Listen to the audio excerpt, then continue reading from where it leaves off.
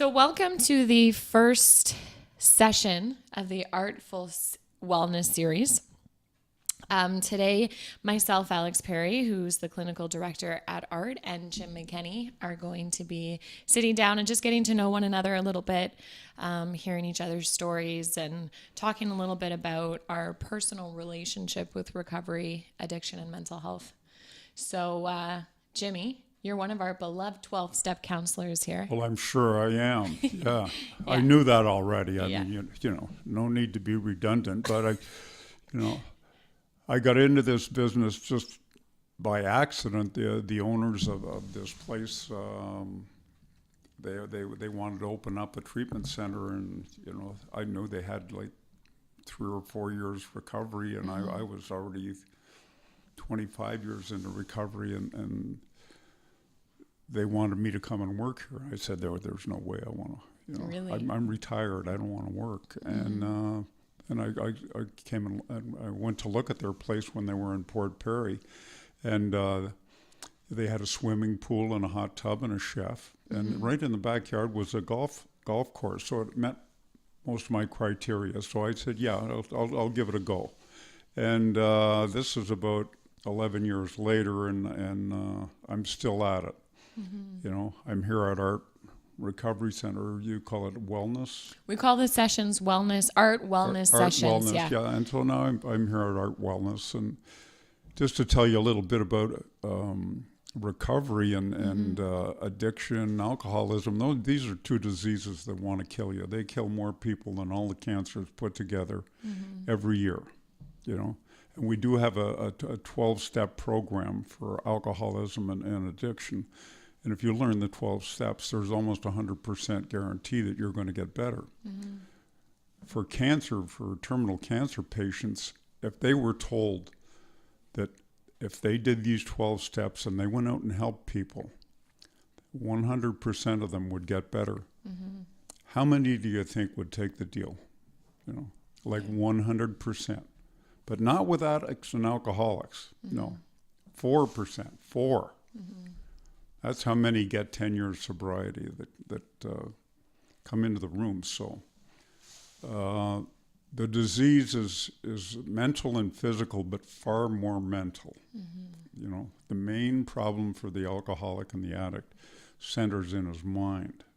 And that's your area of expertise, the mental illness thing. I just have it.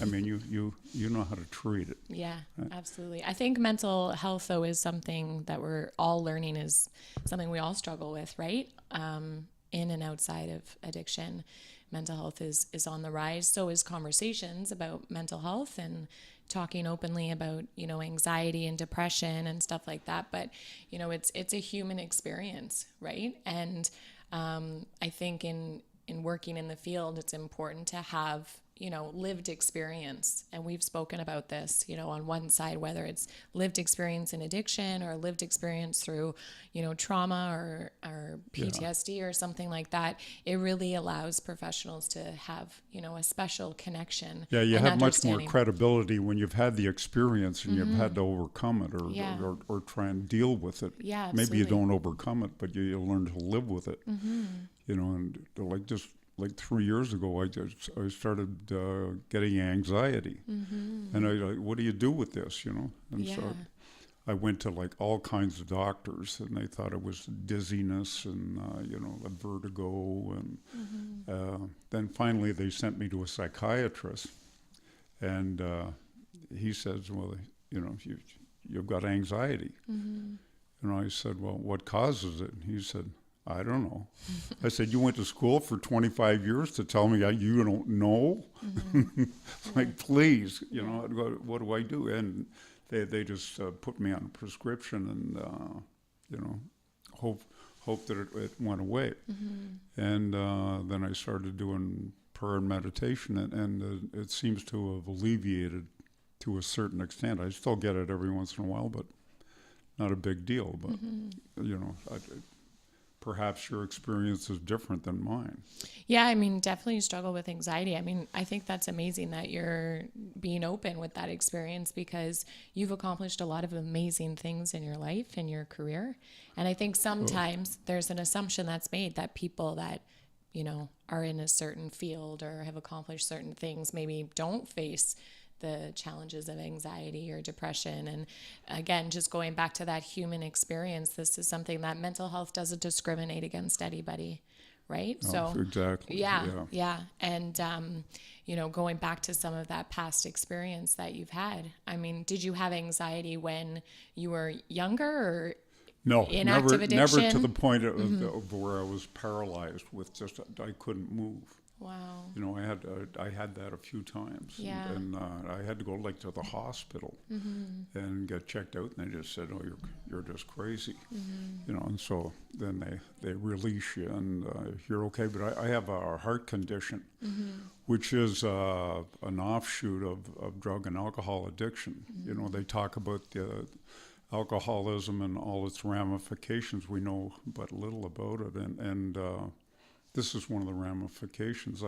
I stopped using and drinking when I was 40 years old. At 55, I had a major heart attack, and the timing wasn't good. I was in Jamaica at the time, so I had to be flown over to Miami. So, 3/4 of my heart, half my heart died, and so now I can't exercise like I used to. There's a lot of things that I'm limited in doing, and I was, I had a bit of a resentment towards that, but now I've learned there's a lot of people way worse off than me, and I'm trying to get rid of self, anyways. With this disease, it's a disease of self. So the first requirement for recovery is to be convinced that any life run on self-will can hardly be a success. And convinced is certainty without doubt. That's something I stole from Paul Hederman. I saw it on one of his tapes, and it sort of stuck with me. And I watch all different guys, and I don't think I've had an original thought in the last 20 years. I just use everybody else's stuff. But that one really stuck with me. That I have to be convinced that I can't run the show anymore. So I have to get rid of self, and you can't get rid of self with self, because myself is insane. So I need some help. I need guidance from someone else. Yeah. So Jimmy, why is it, what do you love most about working in this field, whether it's recovery specifically or addiction, or, you have such a wonderful story of your past and your own, journey. Well, you talk about all the success I've had in the past, but every job I've had, I got fired from, I never left gracefully, but that's okay. It just is something that happens, and something I accepted. I was already in the program when I got let go by Rogers, but I got fired. But then they give you a severance and everything. It was the biggest score I ever made. But I had a huge resentment against them, and then I just figured they employ 60,000 people across Canada. Why should I be? It's just. Is it all about me? Right, so going back to that self piece, yeah, right? Yeah, exactly. Yeah. And the same as when my daughter got killed in a car accident about 4 or 5 years ago, and it was so sad, but I knew right away that it wasn't about me, that I was responsible for my grandchildren. And it's not that I do an awful lot because they're girls, right? So my wife looks after them all the time, but they know they can count on their grandfather for anything that they need. Whereas before, when I was using, I could never commit to that. I couldn't tell you what I'm going to do next Thursday at 3:30 in the afternoon. I couldn't make a commitment to you for that because I didn't know where I'd be. So sometimes I would, but I wouldn't show up. Yeah. And I think part of your story, Jim, is obviously, the persona that people see with your professional achievements, but what I love most about you is your personal story, right? And the things that you've overcome and the resilience behind that, whether it's through getting help through 12-step or, using meditation or other holistic measures to know that, yeah, it's not going to be something that we're going to be able to fix or cure or make disappear, but it's that element of management, right? So the expectation that this is just not going to happen, we're just never going to have anxiety, we're never going to feel sad, we're never going to feel lonely, is not realistic. No. We all experience those negative emotions. But you have to share that with others instead of internalizing it. 100%. Because when I worry, I worry the same way I drank. As soon as I worry a little bit, I worry like it's just, I've got 10,000 things I'm worrying about. Yeah. Or I'm caring about people. I don't care about people anymore. And a lot of people think that's really cold, but if I don't care about them, then I'm always there to help them. If I care about somebody and they don't do what I suggest that they do, then I might get angry with them. And if I get angry with them and then they get into trouble, they're not going to call me. But if they know I don't care, they'll call me. Yeah. And then I can go and help. I either go pick them up or I talk to them on the phone or whatever. But you always try and be of service to others. That's how you can get rid of self. Is constant thought of others.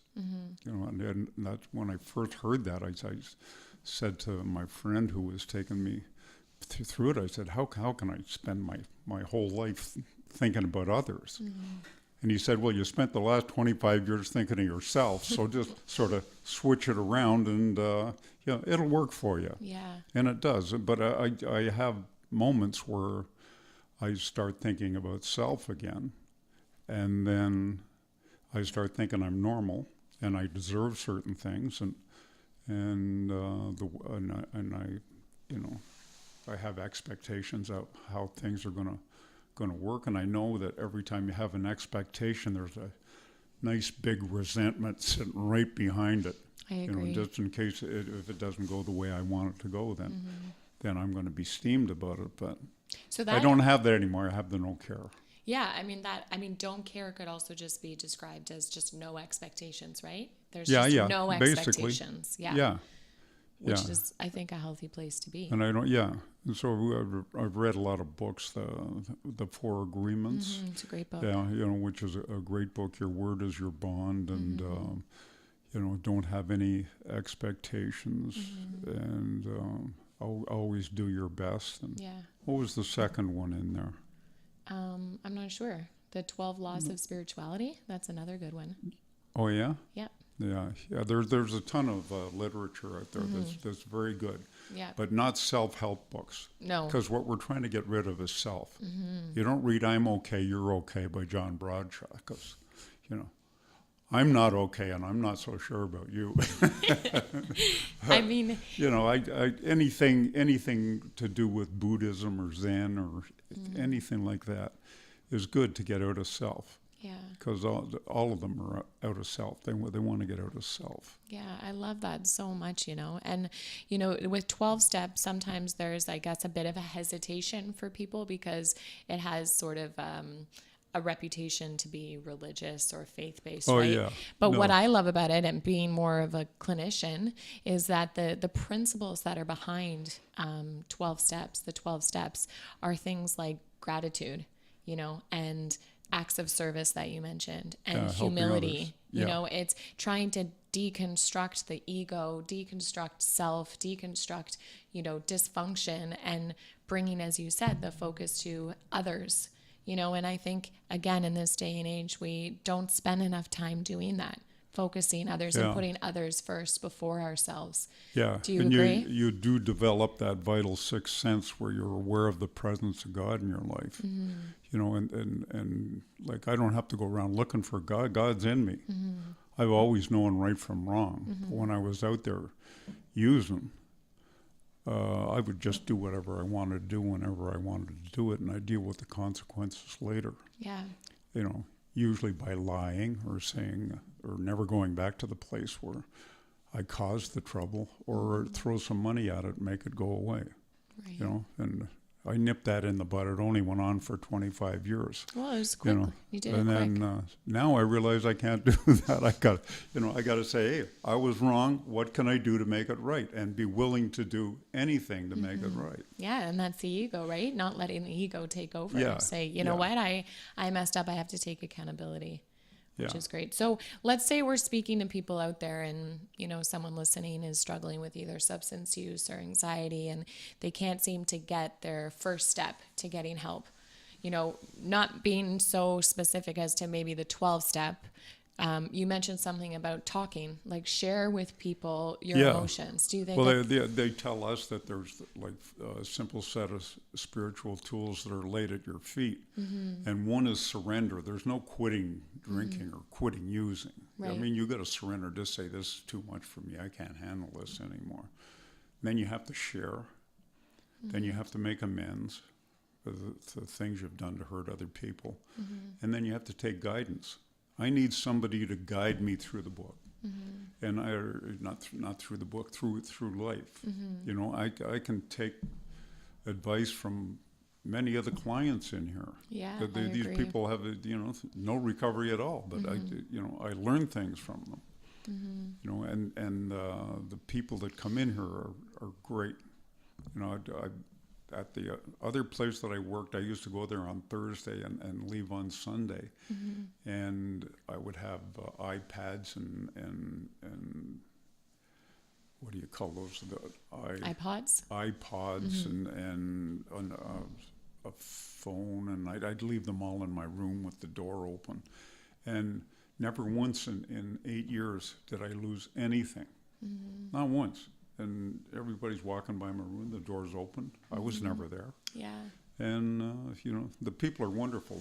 They do have a lot of integrity underneath them, and it's available to them. It doesn't take you 10 years to get better. You can get better in a couple of weeks. In a couple of weeks, if you have a spiritual experience, and boom, you realize that God's in your life, then bang, because that's what spirituality is. Not like religion, because religion, if I want to learn Catholicism or something like that, it'd take me 10, 12 years. I need it now. All I have to do is search diligently within myself, and I'll find God. Yeah. God, he's there. One of my favorite questions to ask clients in a session, when I guess I did more of the one-on-one counseling, was I would ask a client, what is spirituality? What does spirituality mean to you? And, the range of responses from something that was very religion-based to, my spirituality is my children. My spirituality is my connection to something that's outside of me. Right. And I think that that's, again, going back to however it works for whoever is needing the help. Right. That definition can mean that whatever it needs to mean for the person. Yeah, it's a God of your understanding. Exactly. So exactly. You're not going to have the same God I've got. Exactly. Yours is different than mine. And 100%. I just want to get rid of Jim. I like getting Jim out of my life. And I ask for that as soon as I wake up every morning. Yeah. I want God running the show. I'll do all the action, and I'll do all the work, and the outcome is God's will. Yeah. So it takes me right out of the equation. What you just shared about the previous center you were at, and I guess the family, environment that was in the treatment center, the trust that was there between the clients, reminds me of a story actually of my father, because my father, was an alcoholic for my whole life. He's 16 months sober now. And, he was in and out of jail, was a juvenile delinquent, did everything under the sun.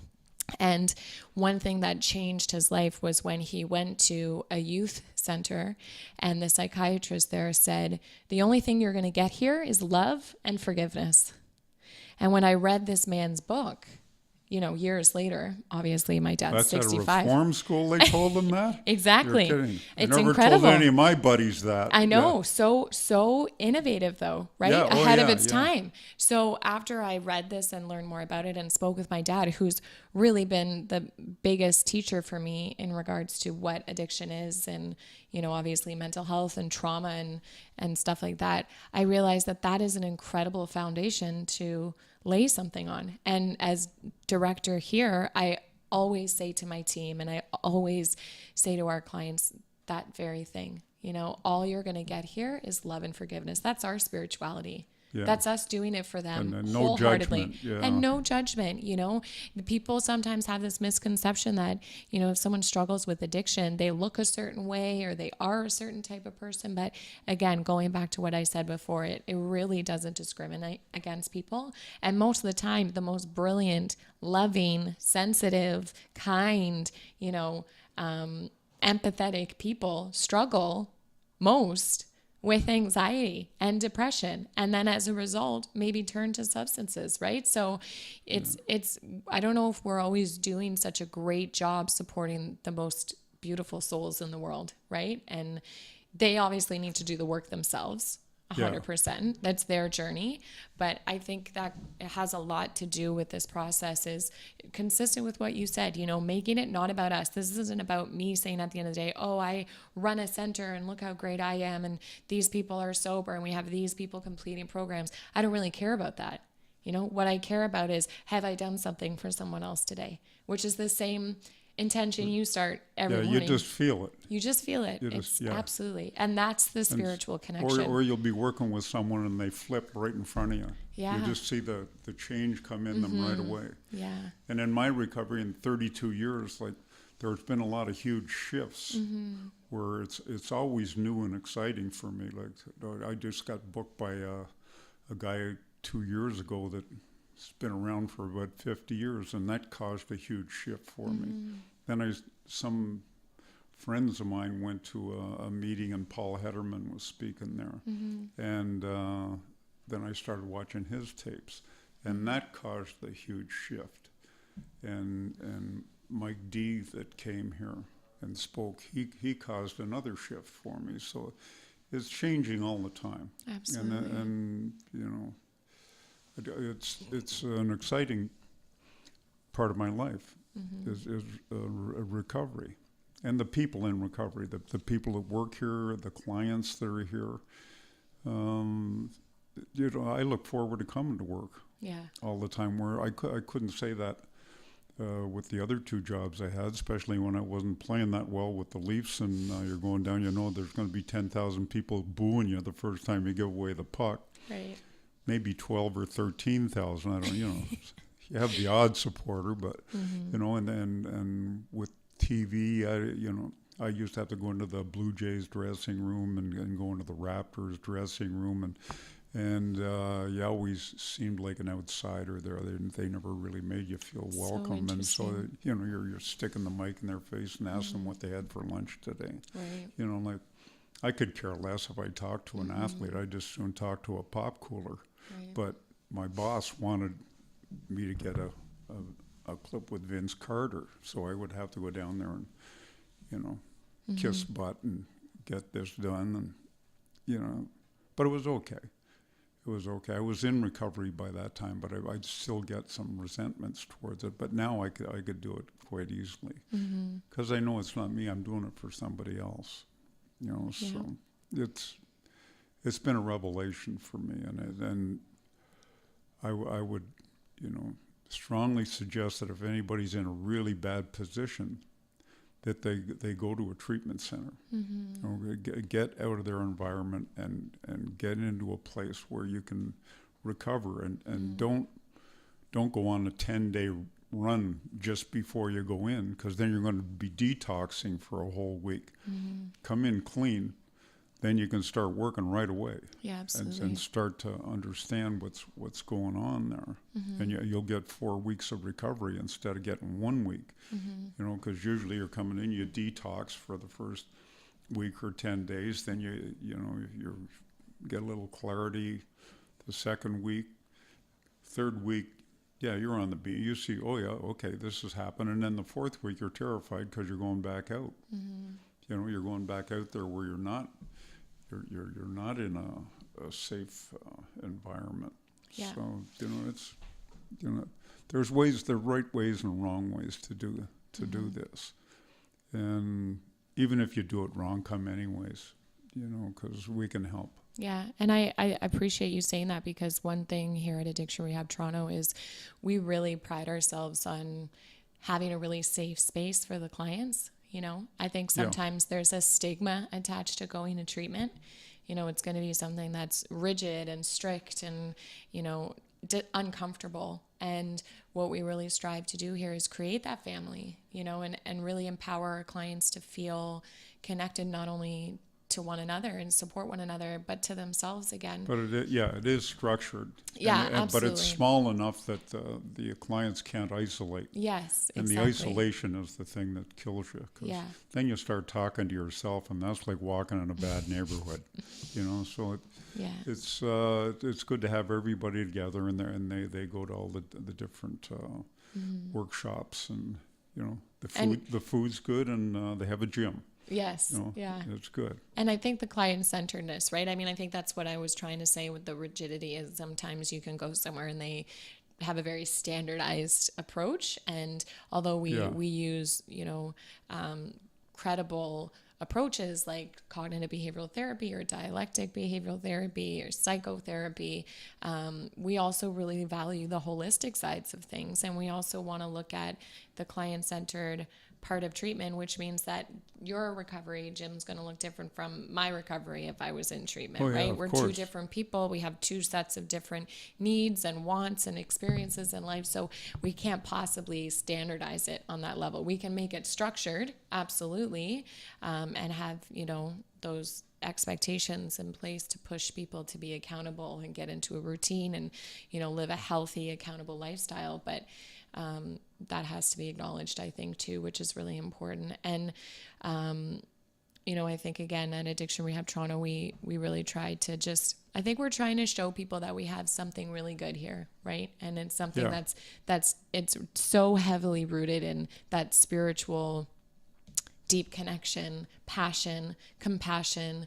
You know, almost all of our staff have lived experience either with addiction or, as I said, have had a lived experience through something like sexual assault or a family member that has, you know, struggled with addiction, a child of an alcoholic, you know, gone through grief and loss. And I think it takes one to know one, right?